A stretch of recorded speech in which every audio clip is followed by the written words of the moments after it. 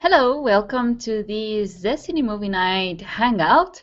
Today we're going to be discussing a specific episode of the series Black Mirror. This was aired a couple of years ago. This is a series that we have discussed in a previous Hangout as well. We will leave a link to that discussion. However, today we decided to focus on one particular episode, which is called White Christmas. And first of all, I'd like you to know that there will be spoilers, so please watch the episode before you watch these, or if you don't mind and want to learn from our perspectives and catch up what we think about it, that's by all means fine, and you can watch it later. There will be questions, comments that you can place throughout the live transmission, so make sure that you do that throughout the duration of this hangout, which will be of about 40 minutes, more or less. And so I'd like to present our guest today, which is Anna Briggs from Sweden. Hi, Anna. Hello. And then we have Cerise and Joe in South Africa. So, hi, guys. Hey. Howdy. So, let's start. First of all, by introducing a little bit on what this episode is about. So, Anna, can you give us a brief summary of this episode?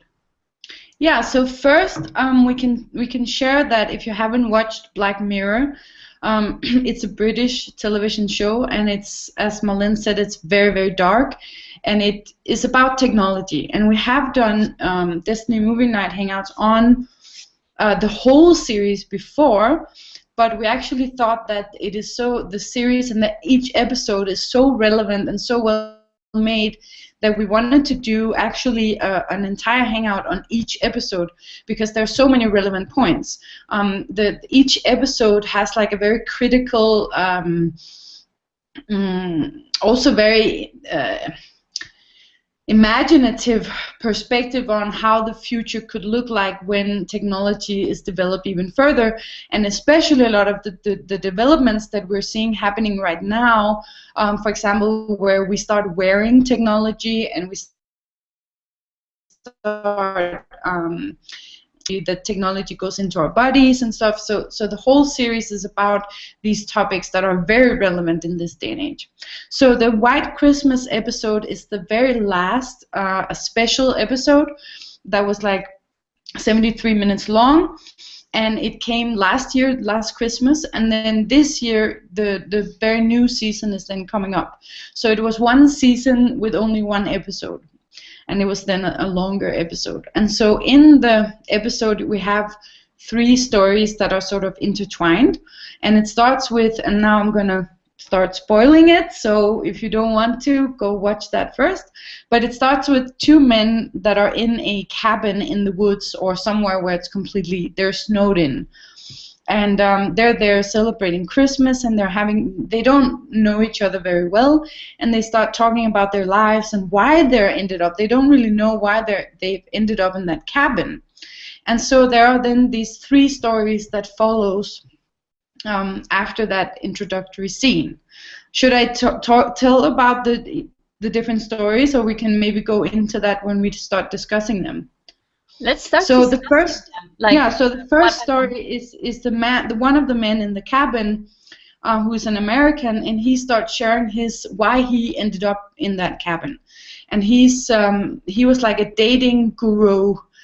He had a hobby where he would support guys who had trouble finding women, to have sex with. So he has created this service.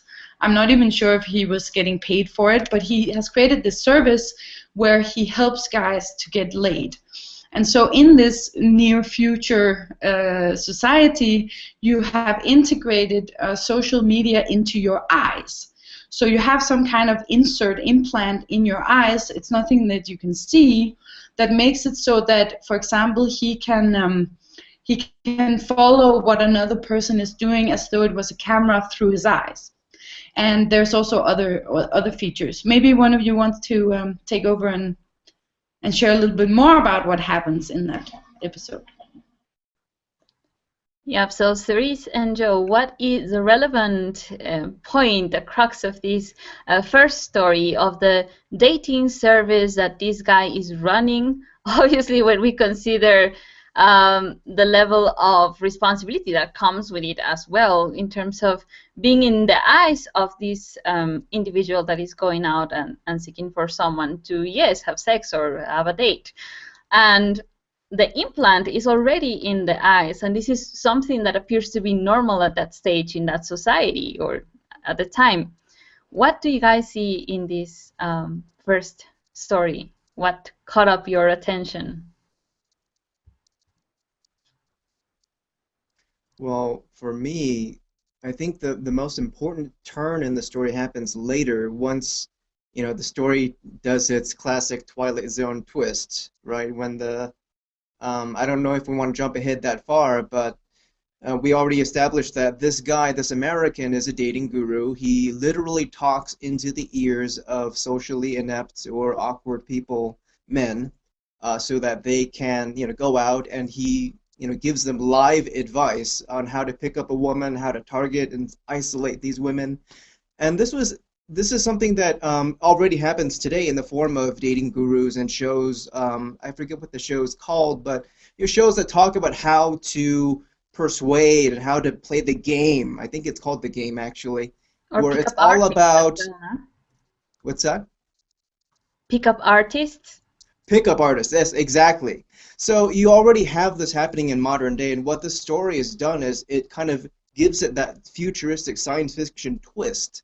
So what if these techniques, these pickup techniques, get married with, the advance of technology? And I think that really gets portrayed very well in this story, where you're seeing how, these pickup artists, this pickup technique, this art of manipulating women into having one-night stands becomes technologically enabled. I thought that was really fascinating. And I think that do we want to wait before we get to the next section of the guy's job of the egg, or do we want to go there?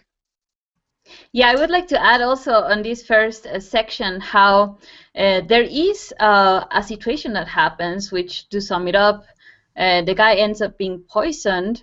So they are witnessing him, the guy with his guru type of job, and all the people also tuning in into this, what could be now like a Periscope live broadcasting of everything that the guy goes through with this lady that he decided to get engaged into a relationship or a one-night stand. And the guy gets poisoned. Obviously, both actually die. And this guy running the whole support platform, guru platform, decides to pack everything and kind of dissolve any form of evidence of him kind of supporting the guy to go out and do this kind of picking up process.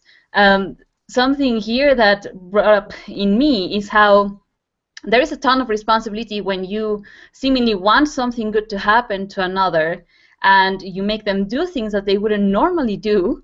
However, when you actually push the person to do something, we don't know the consequences because everything is, as Joe was mentioning, so prefabricated with the typical lines that will get someone interested and not really getting to know someone. So as a cautionary tale, of course, this is a clear example of how, yes, you can build a whole process of getting someone to like you and take you to their house, but you really have no idea of who the person turns out to be.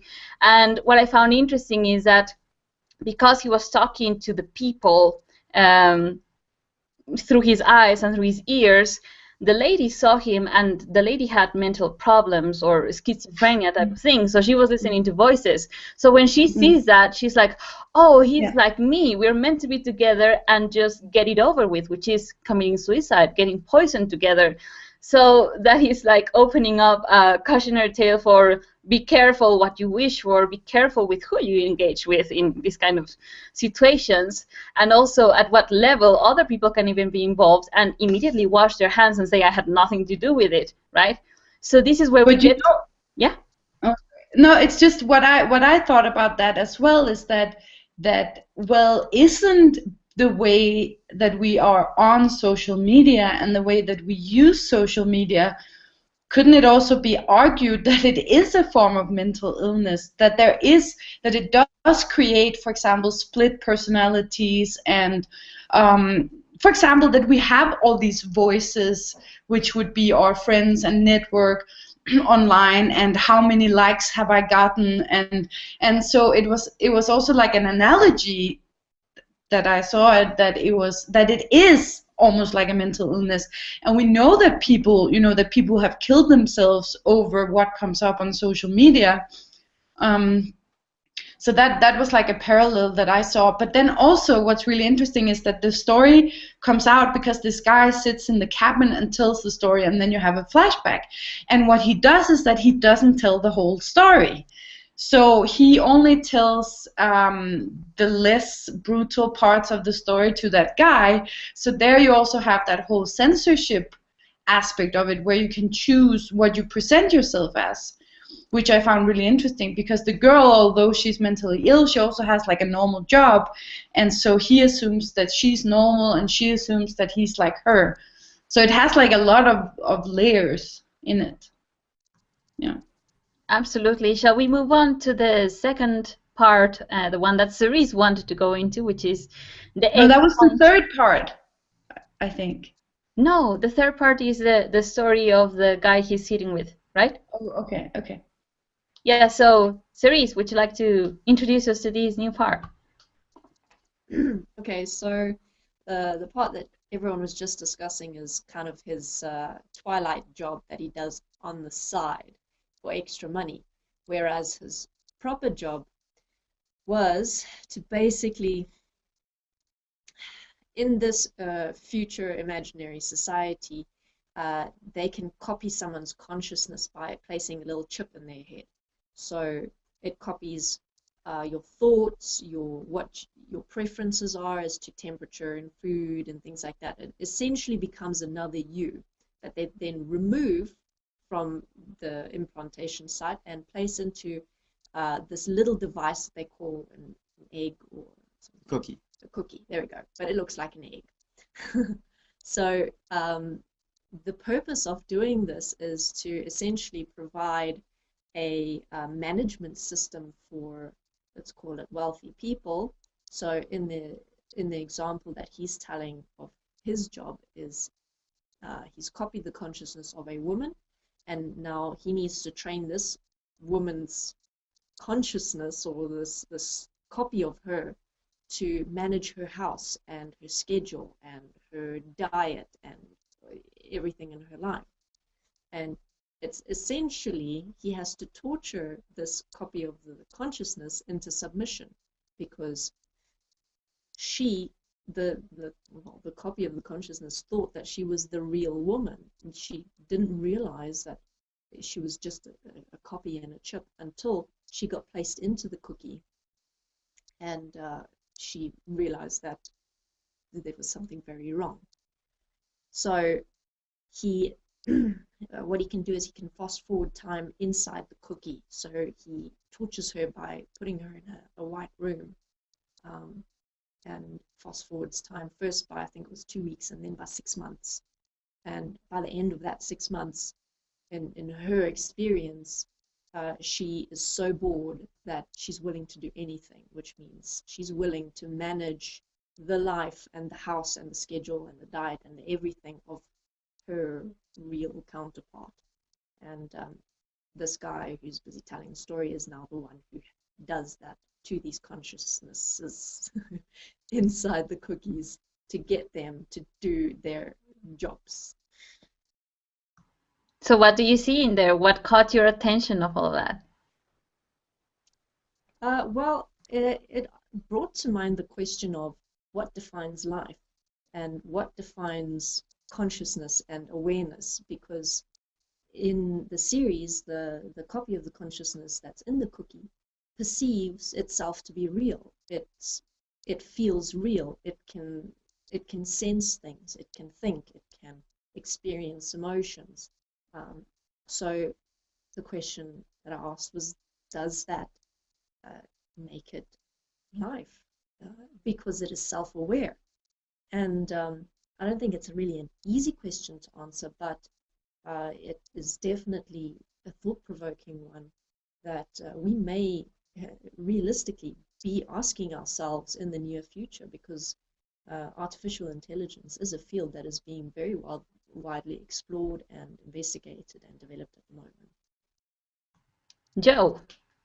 Yeah, for me, the most fascinating thing was also looking at the nature of consciousness, what we understand, and how we define ourselves as a consciousness. So to go back to the story, if we look at how this guy gets these artificial intelligences, these copies of people to comply, is he inflicts psychological torture. And why I found this fascinating was I was looking at the point of, okay, but how exactly does that torture work? What is the mechanism that gets that artificial consciousness to break down?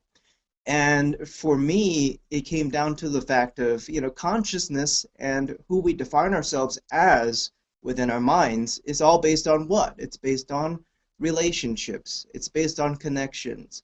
It's based on definitions that we often depend on the outside world to give us in order for us to shape who we are, and by extension, for us to create purpose.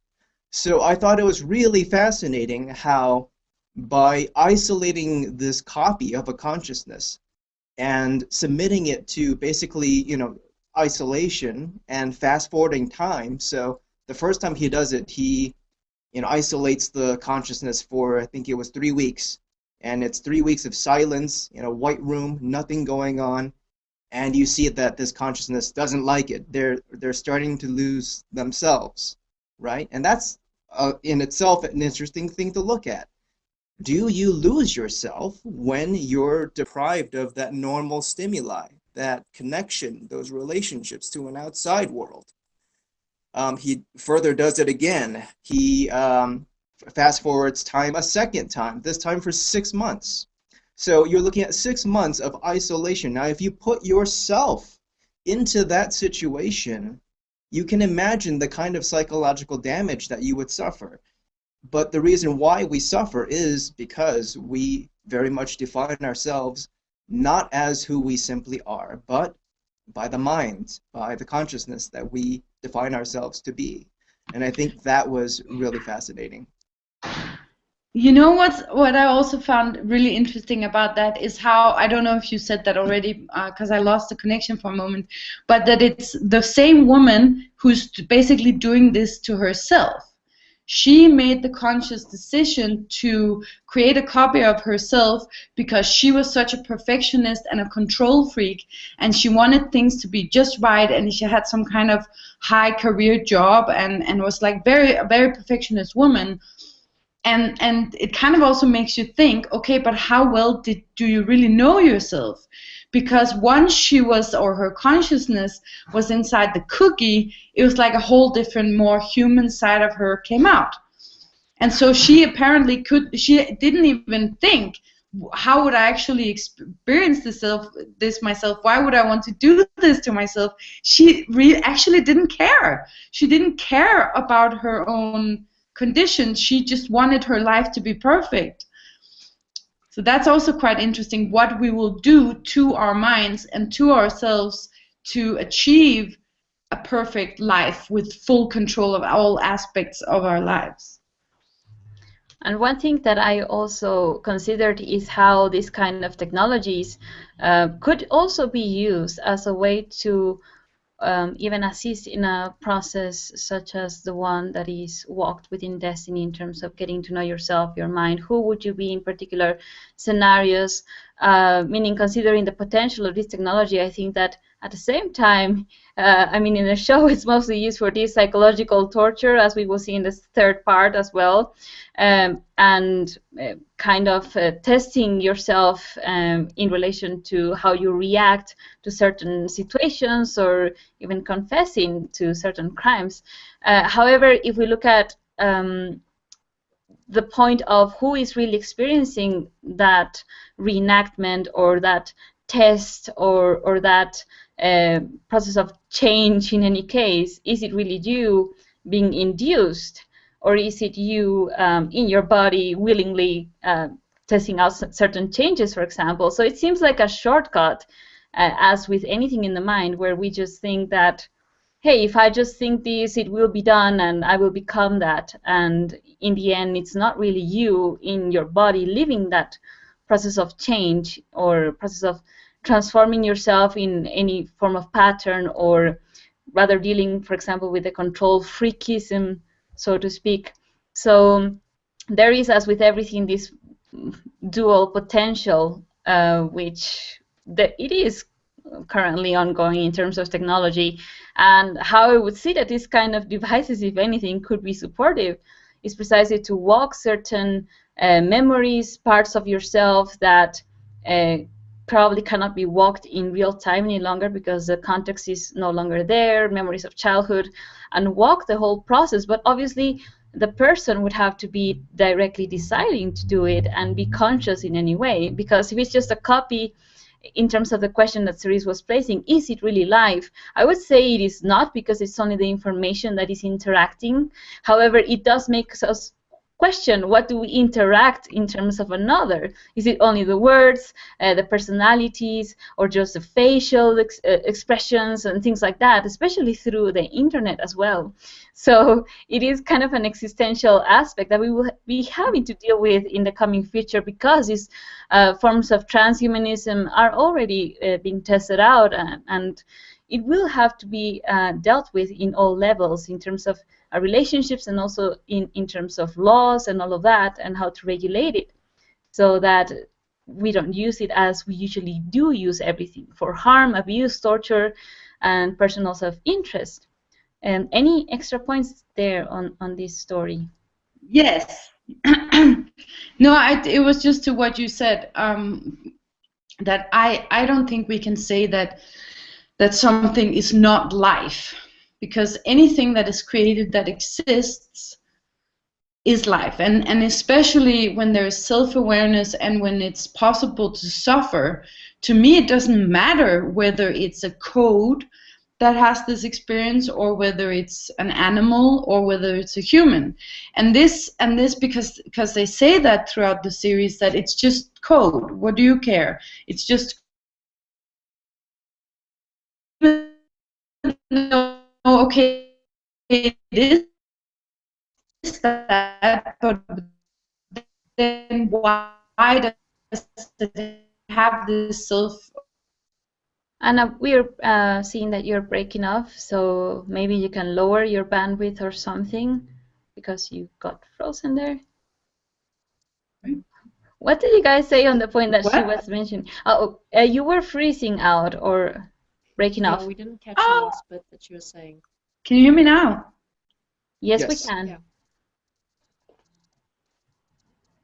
I just think it's such an important point, because this is what we've done with animals as well.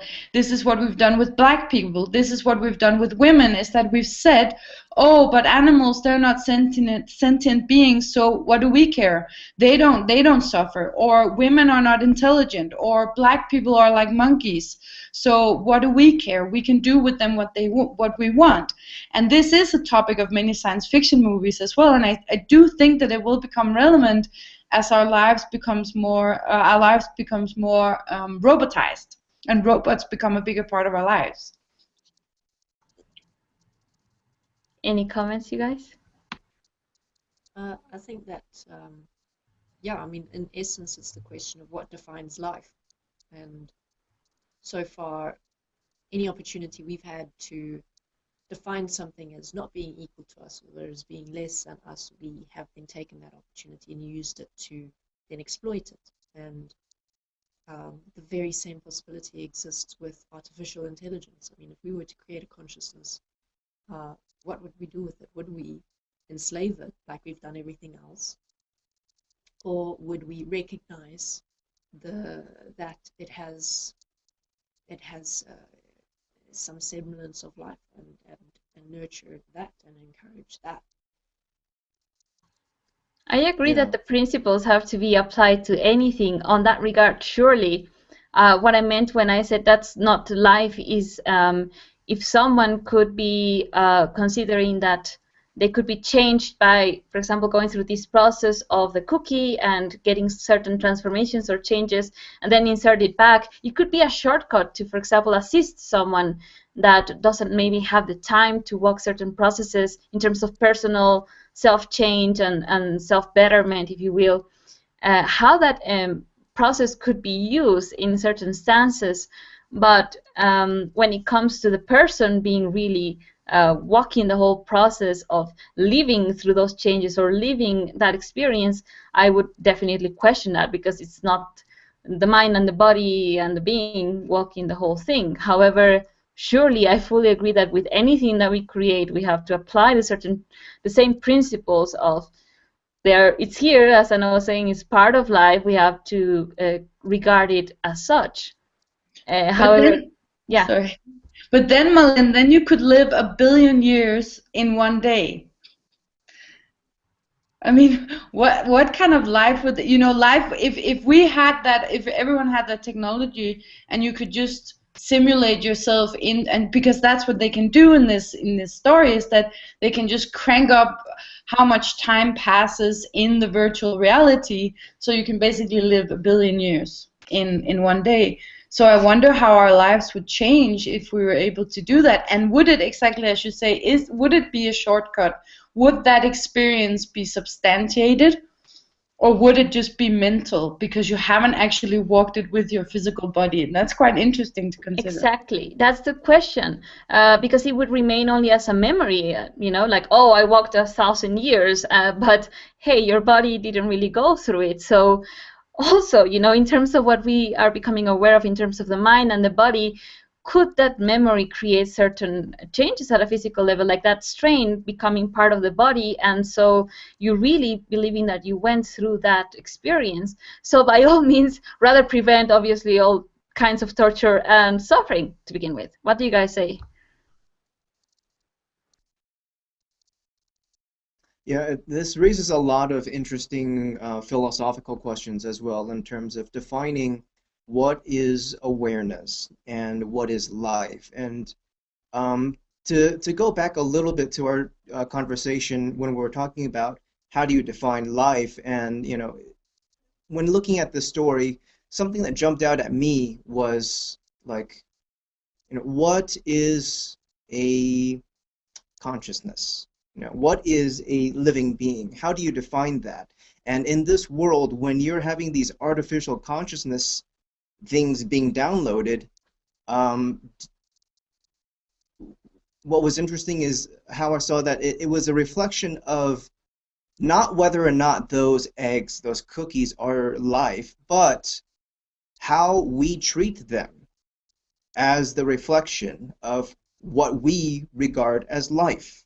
So whether or not this entity, this virtual intelligence, is self-aware, and that self-awareness gives them a right to life, that is a worthy question and something we could chew over for days. But I want to touch on the point of, whether or not that is to be considered living or not, it still shows that it's who we are. It's the fact that we are willing to inflict massive, what we understand as psychological trauma and torture on a kind of consciousness. Yes. And that, I think, is something that we need to point more fingers at, more awareness at. It's like, okay, we can create all of these virtual things, but we are willingly inflicting harm that, if done to ourselves, would cause us to break. So I think that's something that was really interesting, how the story kind of doesn't spell it out, but if you look at it, it really, leads you to question, whether or not it's alive or not. That is important, but it's also, who are we in relation to what we're creating? And all the technology and how it will be used. And as with everything, they are double-edged swords. They can be used for constructive, good stuff, supportive, as I was mentioning, with process. People that cannot walk a certain memory, they can use these kind of devices and walk it real time with themselves. But there's also the traumatic. And, here we're getting to the third story, where this kind of technology is used to have a person that has no ability to speak, or is like in a process of isolation, solitary confinement, hasn't confessed to having committed a crime, and this same technology of the cookie transfer of the consciousness, copying of the mind, is used to develop the initial story that Anna was sharing in terms of the cabin. Yeah, can we just, because I think that if you haven't seen it, it will sound, you won't, I think, as easily be able to grasp it. So if we could just walk through what happened. So basically you have these two guys in the cabin, and now two stories have been shared by the American guy. The other guy has been silent, and at this point he starts sharing his story very reluctantly. He almost has to force it out of him, which is basically that he was in a relationship with a woman who became pregnant. She didn't want to be with him, and then what she did, because it was in the same near future where you had social media inserted into your eyes, and so what she did is that she blocked him. You know how you can block people on Facebook, for example, and so they cannot see your profile, you cannot see theirs. In this near future, you could do that physically. So she said, now I'm going to block you, and that means that he cannot see her even though she's standing right in front of him, and he can't see her, and they can't talk to each other. So that's a feature that this reality has, where you can shut someone out even though they're physically in the same room as you. And he then discovers that she's pregnant and she's going to actually have the child, and he wanted the child, and she just shut him off.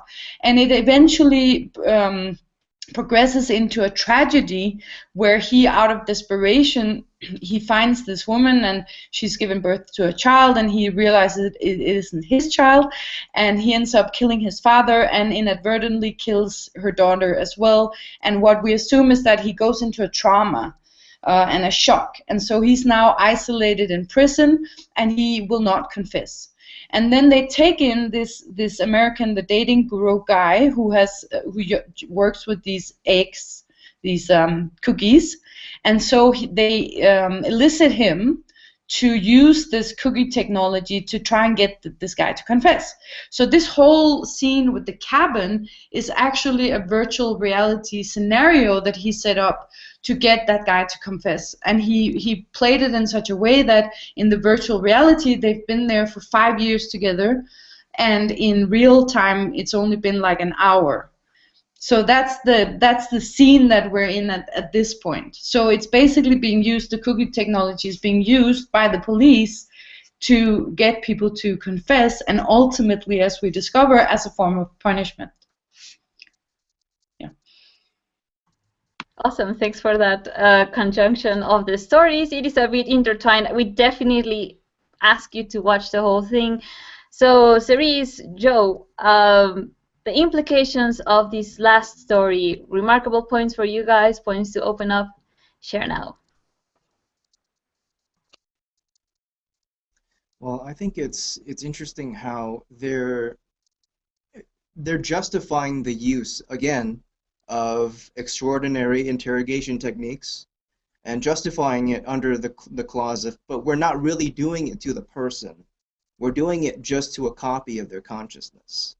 So again, it comes back to the point of, this says a lot about who we are and what we're willing to do when we can hide behind a justification, when we can separate ourselves and say, I'm just following orders, or I'm not really doing it in a way that's harming them. They're not real anyway, right? So it goes along with that same kind of moral issue of, it says a lot more about you than about whether or not you're actually harming something that is or is not life.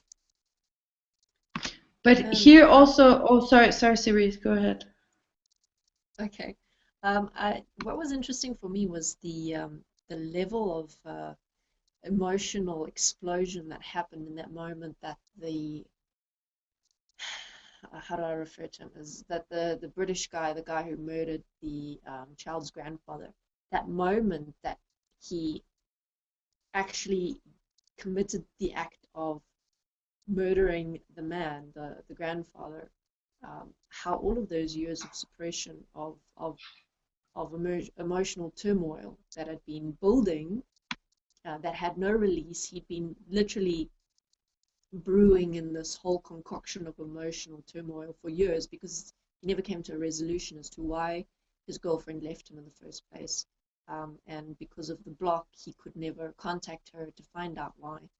And in that moment that he found out that she was dead and that he was at the grandfather's house, and all of that came to a head, and he just completely lost it.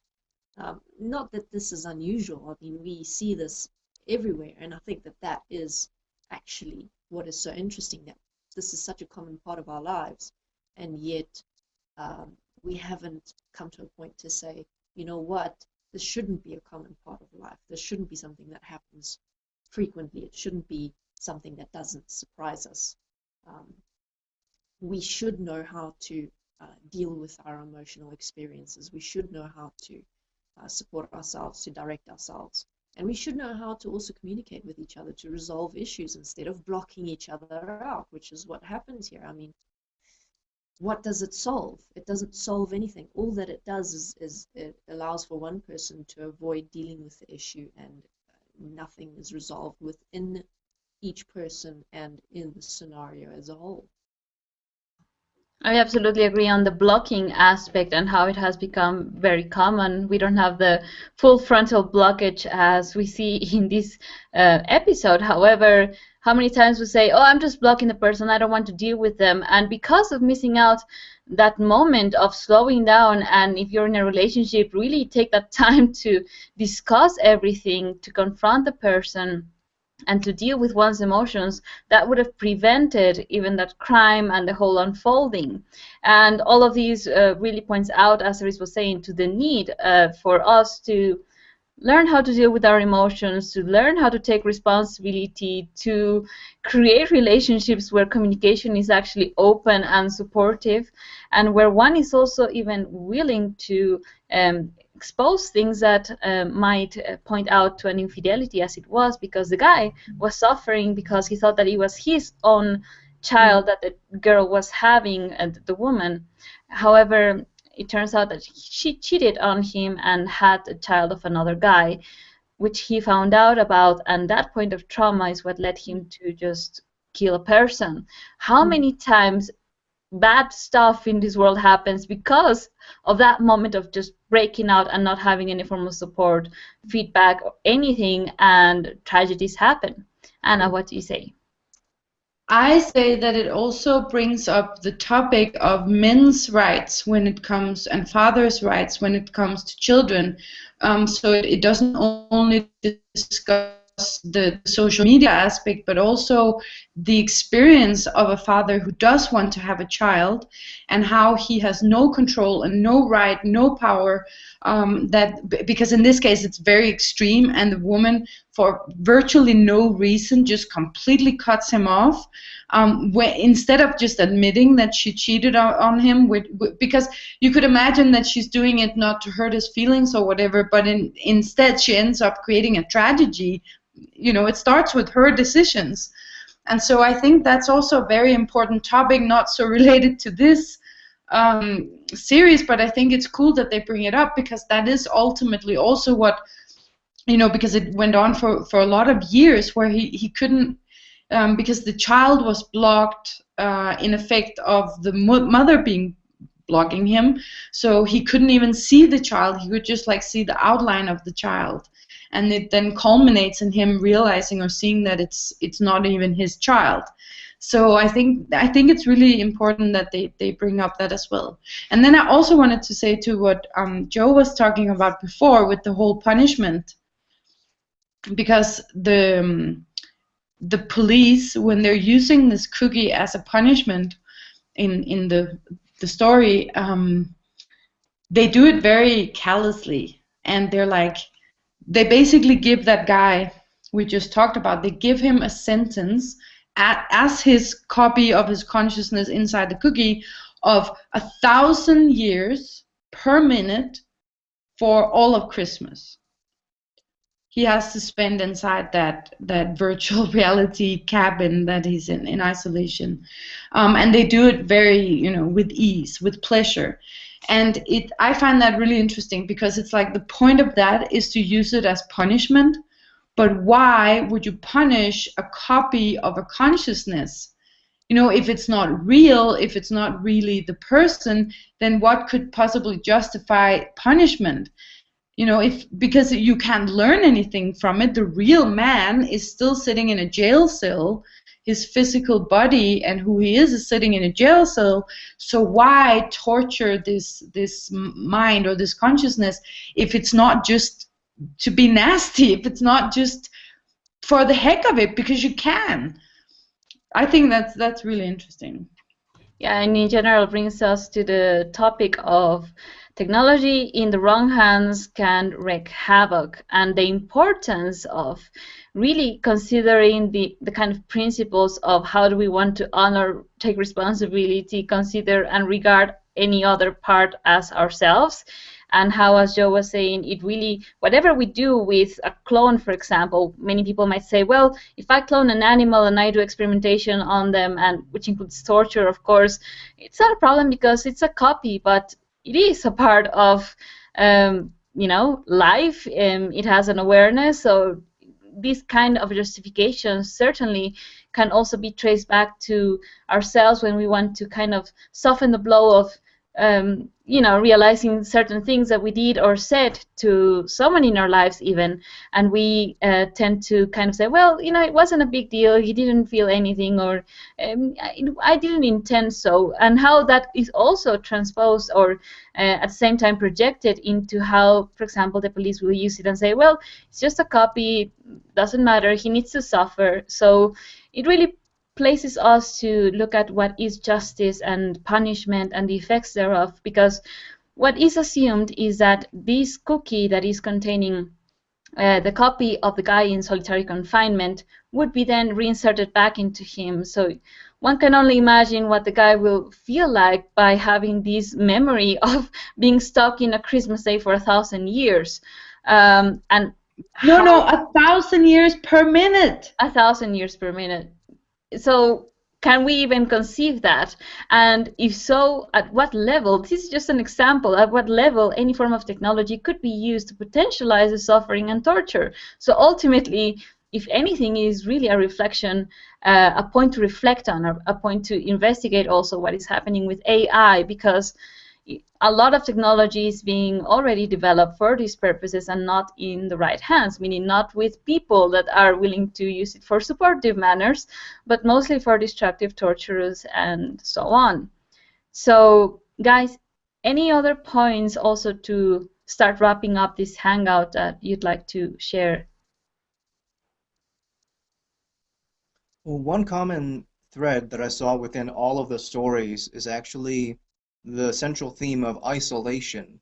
If you take the example of the first story, the awkward, socially inept young man who cannot get a date, he reaches out for help out of that sense of isolation. So that's one dimension of it. In the other story with the American, he ends, as a consequence, he is released from jail for the crime of, covering up a murder. But his punishment was that he gets banned from everybody and everything. His consequence, his punishment is isolation ad infinitum, isolation forever from everyone. So that also speaks to that element of how isolation hurts us. And if you also look at the consciousness that gets downloaded into these cookies, isolation is used as a torture technique to force these consciousnesses to comply by breaking them down through isolation, through breaking down their self-definition so that they have nothing left. And once you've accomplished that, you can build them back up to whatever you want them to be because of that desperation that's inflicted. And also, isolation is what drives the other gentleman, the man who had the wife block him. It's isolation that drives him on his quest to find out why he cannot see his own child. And I think that's something that really sticks out. This point of how isolation affects us in so many different dimensions that I think this particular episode highlights very well. So social media both connects us like ever before, and it can also place us, has to have the consequence that we become even more isolated. Yeah, especially when we don't have the tools or the self-awareness to address our own issues of isolation in a practical, supportive way, where Yeah. we end up either becoming vulnerable victims to others. You know, for example, the socially awkward guy who reaches out for help because he's so socially inept and awkward about it, but there isn't practical support for him in this world. And in terms of the other people featured in the story as well, what it's showing is a huge lack of understanding the effects of isolation on who we are and how to practically address it so that we don't become victims of this kind of torture. Well Cerise. said.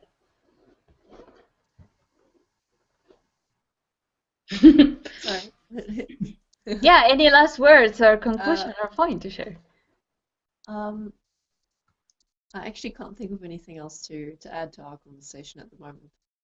Okay, one thing is how the American guy, ends up being, as Joe explained, free, however, blocked with everyone, which also is an interesting paradox of he's free, but you're not able to interact with everyone. And that makes us reflect on the potential of how even things like that could exist in the future as a mockery of, yeah, you're free, you're able to do whatever you want, but you can't communicate with anyone, and how even these kind of technologies could get to be or become a reality, and how we definitely have to be there to prevent this, because it certainly is, yes, a form of torture, the same as the guy that is in solitary confinement and suffering in the same manner. So it questions that point of freedom and the power that someone can have, such as the police, to do that to you, And regardless also of what you've punishment. done. Yes. Because what's the point of punishment? And also, because the reason why he was being blocked by everyone, and then he was also, his blog that other people could see was made red so that they could see that he was an offender, so that people would avoid him. But it was because he was on the sexual registry list due to what he had done with the dating thing. But he wouldn't even be able to go to the supermarket and buy food, because any interaction with human beings, which makes it actually completely impossible for him to sustain himself. So he would, unless he can go out into the wilderness and take care of himself, he would actually not be able to survive. And I think that punishment is another interesting, which actually goes throughout the whole series. And I think even isolation as well, now that you say it, Joe, is a topic in the whole series, not just this episode that we can come back to when we discuss the other episodes, which are correlated or parallel to like I said, the more and more connected we get, it seems like we also get more and more isolated, which is strange. Yeah. Yes, the how do they call it? The problem with the progress, the technological progress. We think we're advancing, but really, if we don't change the human nature, we will only augment the possibilities of destruction and torture and anything else that will destroy us as humanity and as life, the rest of all the beings in this world. So we really have to kind of watch this kind of series to start questioning, and we hope that we assisted with opening up points in relation to this episode, particularly because there's a lot in relation to justice and isolation and relationships and social media. So I guess that we can wrap up this episode. What do you guys say? All cool? Yep. Okay. So which one definitely. should we discuss next time? The one with the girl who committed that crime, and they drug her and remove her memory in order to punish her over and over Yes, that's called White Bear. again. Well, we can then continue the discussions on these similar topics. Yeah, that's really about punishment. Very much, yeah. And it's something that I have been questioning a lot myself about. Like, would you be able to punish someone that has committed the worst things? Do I really want that? That has been an enigma. So we can even walk it as well in our discussion. Yeah. But also, what's the whole point? What is, because it's very much takes on that point of revenge, as though revenge in itself is any kind of legitimate starting point to have. And you know, even in these, the one that we discussed today, there's no personal, it's just police people doing their job. Why would they need to take revenge on someone? And even, you know, he tells the story, it's a tragedy. It's not like he's a vicious killer that is cold-blooded, you know. He's also a victim of a tragedy, even though he did something that he shouldn't have done. So it's a very interesting element of human nature, that need for revenge and punishment without any supportive outcome coming out of it. Yes, it reminds me also of the documentary Pervert Park, on how these individuals are also targeted for the rest of their lives, even if they committed, you know, casual chat that led to something else, not even a great deal, yet they remain in that sexual offenders list for the rest of their life. And it also makes us question, why do we want to only punish instead of understanding the person, assisting them to rehabilitate and so forth. But we can talk about that in our next session, of course.